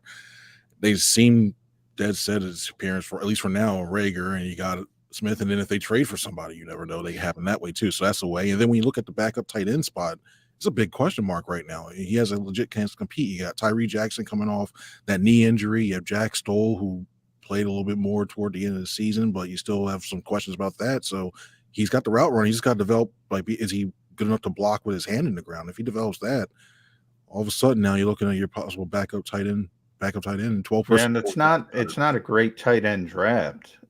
You don't look at the tight ends and say, because the Eagles could use some depth. Obviously, Dallas Goedert is tremendous as the starter, but Jack Stoll did a nice job. But I do think they would like some improvement at that tight end 2 position, and Tyree Jackson isn't going to have an off season because he tore his ACL in week 18. So maybe there is a little bit more to this move than just last ditch effort to save JJ's potential Eagles career.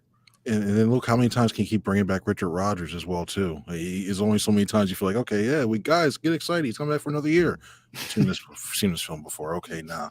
But when you got, I mean, they're not afraid to go ahead and try to convert wide receivers to tight ends. We saw the Hakeem Butler experiment, even though it didn't work out well. But they've been trying to look for somebody to fill that type of role, like who's a good route runner and go ahead and attack the middle of the field. So they are hoping, I guess, he can do that. Yeah, I'm sorry. I don't think J.J. Arcega-Whiteside's going to be on the team. I do not think he'll be one of the 53. But we got months and months and months to debate that. Instead, let's stay with today. Where John went, I'll follow up. What are the Eagles trying to achieve this week with their offseason workout? This is year 2, Nick Sirianni. This aligning practice from last year was just the, hey, how are you kind of guys get together, because most of the players hadn't had a chance to even shake Nick's hand yet. And when they did, they went to rock, paper, scissors. But we'll put that aside, too. What are they attempting to achieve this week, the Birds? Well, I think it's a couple of things. They first want to see is who actually stayed in shape and who got better. I think those are 2 things I think over who stayed in shape, especially because, you know, a lot of times when you're at home, I know some of these guys are disciplined, but, you know, you're out with your friends, you're out with everybody else, your family, and it's how you doing? Cheeseburger 2, 3, 4. Next thing you know, like, wait, we wanted you to play at like 320. Why are you up to 340 now? All right, get back in the gym. So I think that's one thing. And I think also see who else actually showed some improvement. I mean, when you look at Jalen Hurts, if you get a chance to see how much he's improved and when it comes to his throwing motion, that'd be good. When you look at Jalen Reagor, I mean, we keep hearing, oh, wow, he was in the gym. Well, did he actually improve? And can he actually translate that to the field? There's so many little things that you want to see these guys do. And then also, if you're like a guy like Jonathan Gannon, you have these new pieces, you know, maybe you kind of want to see how they go to fit, you know, start floating some ideas over, see how you want to play this year out too. So I think even though it's not, hey, they're on the field, you don't have those practices, it's still very important time to get, and even chemistry too. That's another aspect. But the organizational philosophy with that, Chris, when we got to talk to Howie last week, I think it was Zach who asked him the question at the end of the press conference, and he kind of, you know, shrugged it off. I'm thinking about the draft, and he shrugged that one off to Nick Sirianni, which I thought was kind of ironic because I don't know if Nick Sirianni's the one driving this. Do you get the feeling that he's driving this? And by driving, I mean the Eagles started a week late than they could have. They scrapped mandatory minicamp. They're one of 2 NFL teams that aren't having any mandatory work. I've yet to meet the football coach I always say that doesn't want to practice. Is he the first football coach that really doesn't want to practice and doesn't see that much value in the off-season work? I think it's more of the sports science guys get in the air going, hey, we have this new study here saying that we want to prevent soft tissue by 17%. And I think it's more of that one too, because every coach wants to get every opportunity, every minute to try to instill whatever the philosophy they have. They want to have that. And the fact, I don't mind that there's not mandatory ones, because I think these guys pretty much know it's mandatory, wink, wink, nudge, nudge. And you want to get these, and they're going to show, most of the guys, like 85, 90% of guys are going to show up anyway. I think it's more of the aspect of, I think he's still trying to be that player's coach, like still think he will still wants to be all of them, but enough that he goes, you know what, hey guys, I know I'm caring about your health and everything else like that. But it just feels like that's the new sports science side is having a lot of say when it comes to when it, like how much often they practice and stuff like that, especially when it comes to, hey, they're starting so late now heading into the draft time. Since it is the Eagles' first workout day, and they're probably not going to do anything overly organized and or run plays from scrimmage or anything like that. But that will come as the offseason plays on. Are you more excited or more worried about Miles Sanders this offseason? And here's why I asked the question. Miles knows it's a big year for him, contract coming. They're looking to cut back on second time around contract for all running backs that are like, you can go so crazed that you're so good that a team can't even envision being without you. So they got to give you some decent money. Or he could try and do too much, and he could try and push the envelope, and he could get a little sloppy with the football because he knows how big a year this is for him. Which one rings more true in your mind? Miles Sanders motivated going off, or Miles Sanders motivated making mistakes? I'm more worried about him being too motivated, in the sense that I think that he's going to be trying that. Because listen, going into this year, I know we're going to ask him, like, that first day he's available, we see him, what's going on? Why haven't you gotten a contract extension? How do you feeling? And that weighs in your mind, and you feel like, oh, they don't want to give me a contract extension. They think, or heck, if they take somebody in the draft, oh, they want to bring somebody in replace me. I want to show them. I'm going to, if I don't show them, I'm going to show the next team that wants to sign me. And so you worry about him cutting and trying to do too much and press himself forward. And sometimes that leads to injuries. And we know his history when it comes to injuries as well, too. So stuff like that, I'm a little more worried he's going to try to do too much and not try to play within the system or play within himself. And that's setting up to something to be concerned about for the long run, because you know you're going to need him this year, especially with all the other pieces that you have currently right now in this offense. You don't have you have Boston Scott, you have Kenny Gainwell, but Miles Sanders is the best by far. I think when you look at that trio, but Miles is the best by far. You can't have him out missing games, so they have to find a way to rectify this soon. Either tell them, listen, we're just going to play this out the rest of the year, or actually extend them. Let's talk about that extension. How do you see a path to an extension? Because I look at it this way, Chris. If Miles does sort of what you just described and Jody said, maybe presses a little bit too much, maybe has a bad season, well, the Eagles aren't going to want him. On the other hand, if he turns into the guy we all thought he could turn into, and he's a 1,400-yard rusher, he's going to be really expensive at a position they don't think is very valuable, looking for big money on a second contract, and he's probably not going to be here. Is there a path for Miles Sanders to get a second contract with the Eagles other than, with Jordan Howard type situation where the market isn't there and they say, oh, we'll bring it back? I think there's a path, but I think it's getting very, very narrow each day it goes by. Because I still think that when you look at overall and the way the landscape is starting to shape out a little bit for that position, you're right. I mean, don't get me wrong. You're right. Like that position right now, when it comes to the Eagles or across the league, nobody's paying running backs big money like they're doing wide receivers and quarterbacks.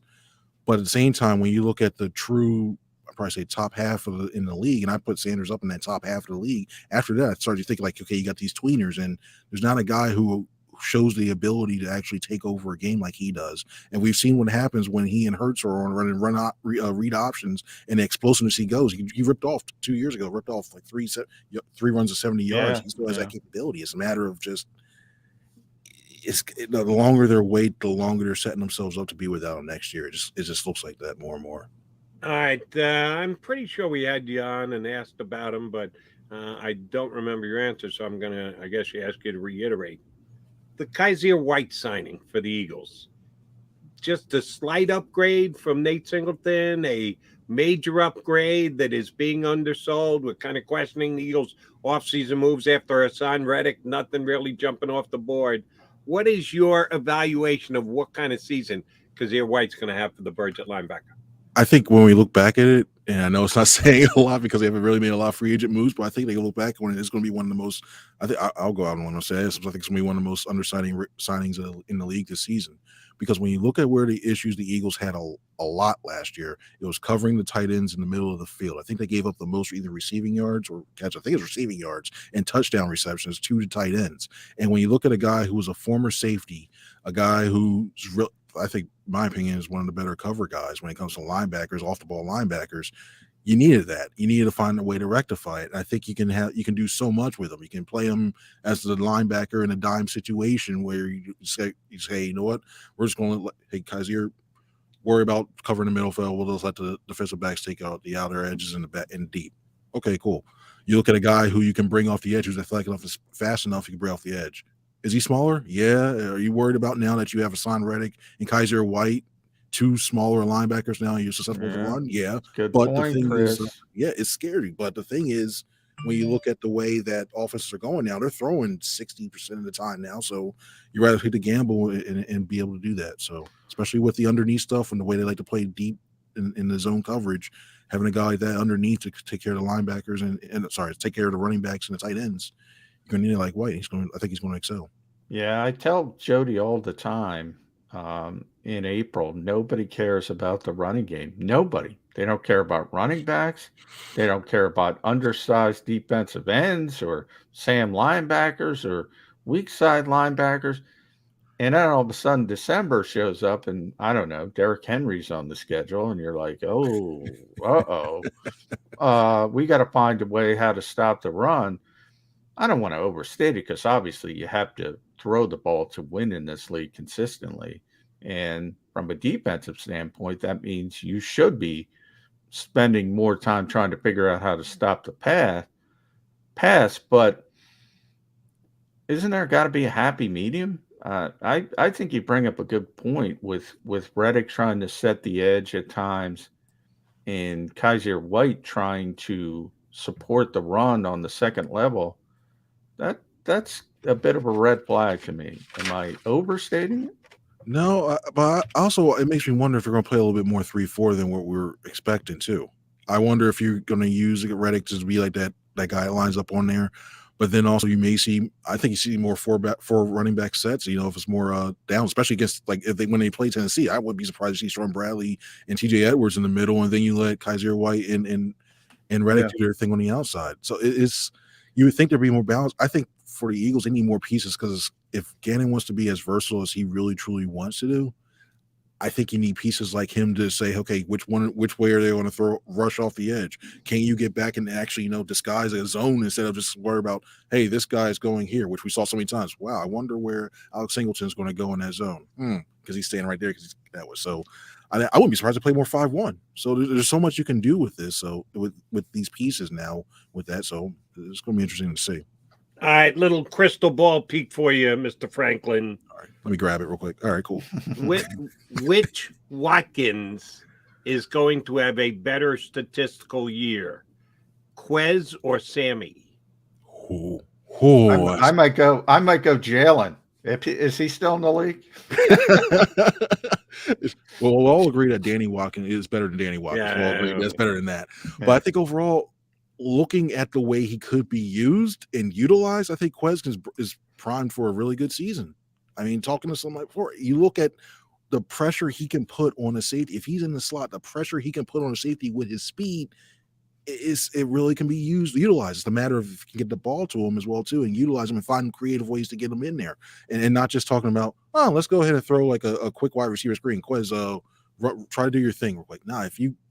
I think if you scheme him up the right way, he can be a valuable piece. And I look at Sammy Watkins. Sammy Watkins, I have a lot of high hopes when he was first drafted. I really thought he was going to be like everybody, like a Mike Evans type guy. You just look at him, it's like, oh wow, this guy's he's a physical specimen. He could basically play bully ball, the football version of bully ball. Okay, it's great, and he's just falling off, and it's sad seeing a way when you have a guy like that. But who would have thought? Yeah, who would have thought Quez Watkins looks like to have the better outcome? And I know it's an unfair stat, but yeah, I'm going to take Sammy because he's getting the ball from Aaron Rodgers. I was going to say, if Sammy's going to play, that's the key to the question. If Sammy's going to play, he's going to have bigger numbers because Aaron Rodgers is throwing them the football. But, Green Bay, if they take a receiver in the first round and he's not playing, then obviously Quez Watkins. But that brings us to the Eagles. How much is Quez Watkins going to be the wide receiver 2 or the wide receiver 3? That's what I will ask you to look into your crystal ball. Are they going to get a receiver that pushes Quez Watkins into a better position, a domino effect that I think is better for the Eagles and him? Because I think he's a wide receiver 3. I don't think he's a wide receiver 2. Here's the reason why I think so. I think they take Chris Olave and they push almost a similar thing like they do with Jalen Reagor, thinking, oh, okay, he's a better fit for this offense. And then they move Watkins to 3, trying to plug and play him. I really think it just feels like they're going that route. And to me, I wouldn't do that. I agree. I think Quez is more of a wide receiver 3, but I would have loved them to see bring up a true veteran receiver. And not to knock Zach Pascal, because I think he's good for what he is, but I don't think he's a wide receiver 2. So it's almost like he's going to have to be 2 by default. It's like, well, We ain't putting Rager in there. Well, JJ's a tight end now. Hey, what's up, Quez? Hey, we always believed you were a wide receiver too. Yeah, go out there until I talk themselves into it a little bit more and more. But I like what he brings. I just don't know that if he's the right guy, like as a wide receiver too, as of right now. You need a veteran, get a veteran guy, or trade Jameson Williams, or put George Pickens, something like that, put him as a 2, and then you use him at 3. But it's Slim Pickens in that wide receiver room right now. So you don't like Chris Olave? I'm a little bit surprised by that. I like Chris Olave for this reason, Chris, for the Eagles, because he can run routes. I think he's the best route runner amongst the rookie receivers. Maybe Jameson Williams. I should put Jameson Williams, but I don't think Jameson's going to be there. So if I put Jameson aside, because that's the player I would want for the Eagles, not for a bunch of other teams, but for the Eagles, I would want Chris Olave next, because they haven't shown me any evidence they can utilize manufactured touch players or big receivers like Drake London with the back shoulder stuff, and they can't do that stuff. So I just want the guy that can run routes and can get open, and I think that's the best fit for the Eagles. Am I being too harsh on them? Not necessarily. I think when I look at Olave, I just look at what's probably going to be on the board when they're picking either 15 or 18, probably 18. But for him, I think it's going to be around the 18. When I look at the board and I just look at what this team really, really needs, and I look at the edge rushers, I look at the defensive tackle, like a guy like Jordan Davis or Wyatt. I look at, and then you have Olave, and you compare him to some of the other guys that could be down there. When you look at Pickens, when you look at, I like Sky Moore, but I think he's more of a slot guy, and his team needs more of a big one. But I like Pickens a lot. I really like George Pickens. So much so that I would consider giving one of the fifths up to move up in the second round to get him that much, because I think he's that big of a physical guy. I just think this team needs a bigger physical guy who's also a good route runner. I think Pickens is a good route runner too. And so, and the reason why I know they're going to pick a lot is this feels like that, because we hear every time Sirianni, when he talks, like he loves the way the right guys, he emphasizes route running, and it's looking for just one need with this team right now is not the direction I think they need to go. I really think they need to get some size on that outside and a guy who can be a game breaker, especially in the red zone, because when you look at some of these receivers they have, Dallas Goedert's really the only truly big target that you have down there. I know Devonta Smith can get open. He can get open in that area, but I just look at Pickens. I just see a guy who can be your red zone threat, and has another one and just truly spreads that offense out in that area. All right, Franklin. Next question is a two-parter. The first one is an under-over or a before or after, and then follow-up as well. Before or after midnight Friday? So we're looking past day 1, day 2 of the draft. When will Andre Dillard be traded? Before or after midnight Friday? And if he is dealt, will he be dealt for a 2022 pick or another 2023 pick, as how he continues to spread out his draft capital over years, if not decades? See, I think it's going to be after. What I would do personally, if I was a GM, since there's talk of more player and picks combinations, and Seattle potentially is looking to get out at 9, maybe you throw 15, a third, and Dillard, because they need a tackle. You float that out there and go, hey, I know you want to get. And who are the Eagles taking at 9? With the You're doing it for a reason. You're doing it for a player. If you got them trading up from 15 to 9 with the Seahawks, Dillard's part of the deal because of a Seattle need. Who are the Eagles taking at 9?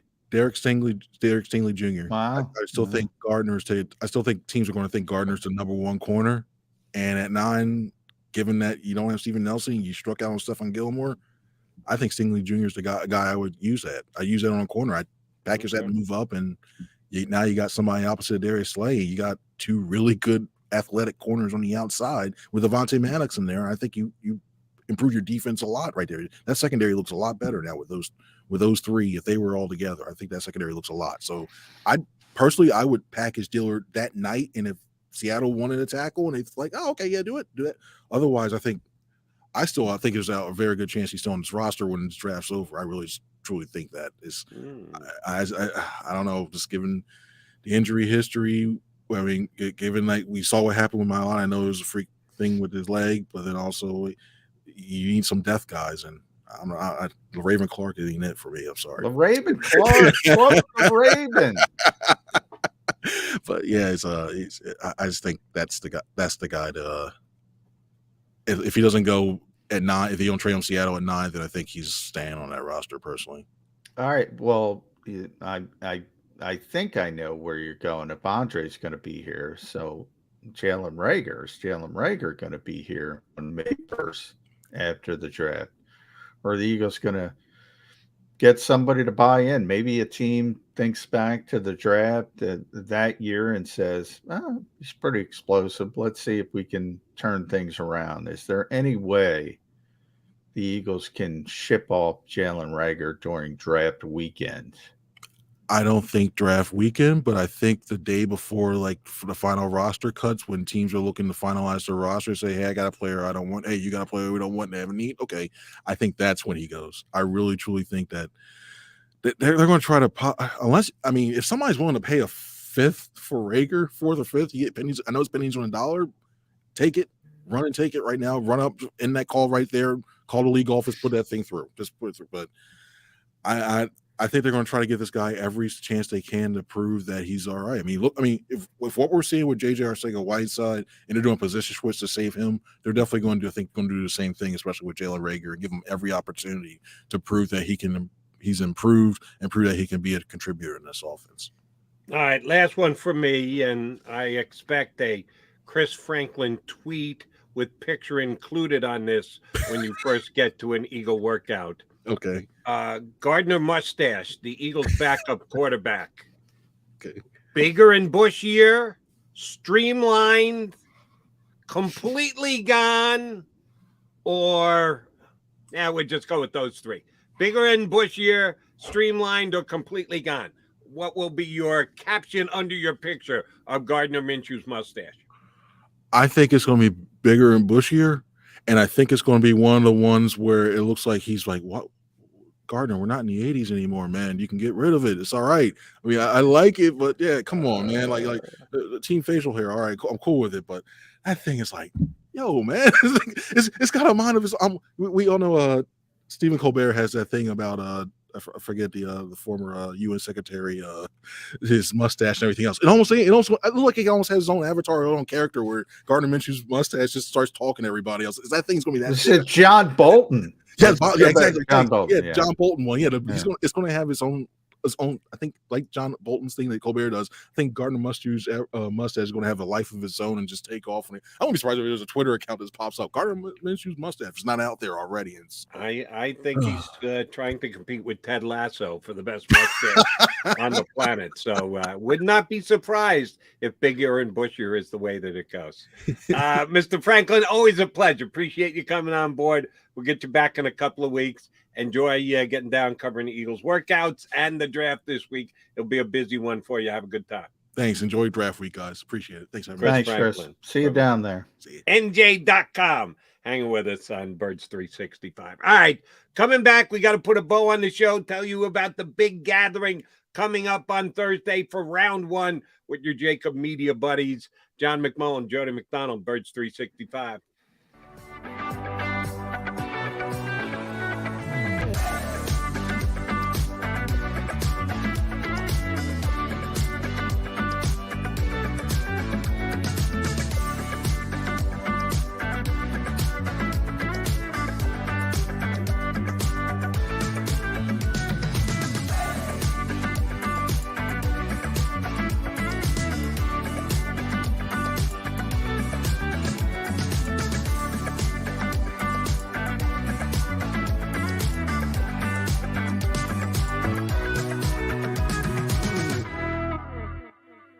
At Stateside Vodka, every new customer gets the world's best rocks glass, free.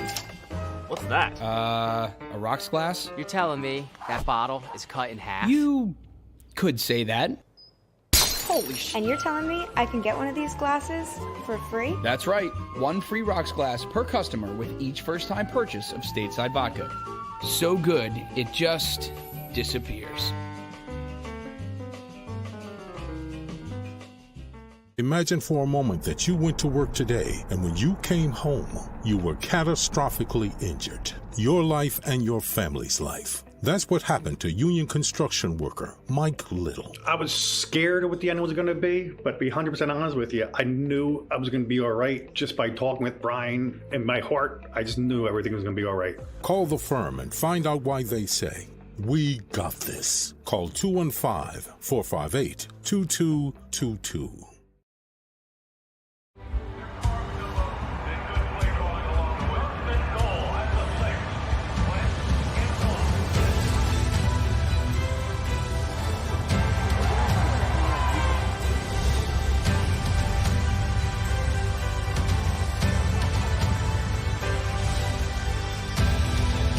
Field of life, First Trust Bank is there for you. Because Philadelphia dreams deserve a Philadelphia bank. Go for the midnight dares. Go for the memories. Go for the view that goes on forever. Go for the bubbles in your bathtub and in your drink. Go to bed whenever you want. Or don't. Go for him. Go for her. Go for the win. Go to Ocean Casino Resort. Book your trip at theoceanac.com.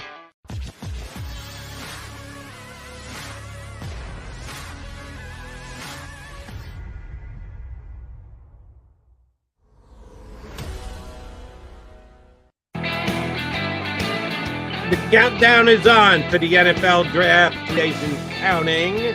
And we'll certainly be talking about it Tuesday, Wednesday, Thursday. Friday be a great day here on Birds 365 because we'll have round 1 to analyze and look ahead to day 2, which is rounds 2 and round 3. But for day 1, if you want to get out and celebrate with some of your JAKIB media favorites, which do not include John McMullen or Jody McDonald, not that we don't want to be there. McMullen has to be at the Eagles headquarters at the NovaCare complex. I'm going to actually be on CBS Sports Radio. After our draft coverage, I'll be on until 2 o'clock in the morning, giving you guys a chance to chime in. Yes, Eagle fans, I'd like to hear from some of you Thursday or Friday night. If you're not down at the big party at Oceans, Johnny Mac, what are we missing out on? Missing on a lot. You know, Jody Mack would be exciting to see, but he's got to be on CBS Radio. As he said, nobody wants to see me, but you do want to see Seth Joyner. You do want to see Mike Quick. So we have legendary Eagles, obviously D. Gunn, Rob Ellis, Devin Caney. They're pretty up the joint at the Ocean AC.